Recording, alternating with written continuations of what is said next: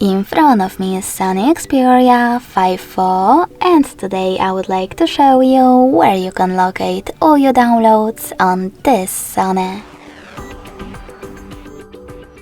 First of all, you need to find an app called Files. When you find it, click on it.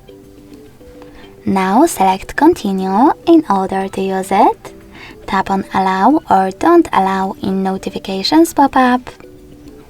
And finally select Browse in the middle at the bottom.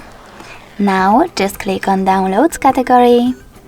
And as you can see, all my downloads are over here. In order to access one, just click on it. Thanks so much for watching. If you enjoyed this video, smash that like button, comment and subscribe. Bye!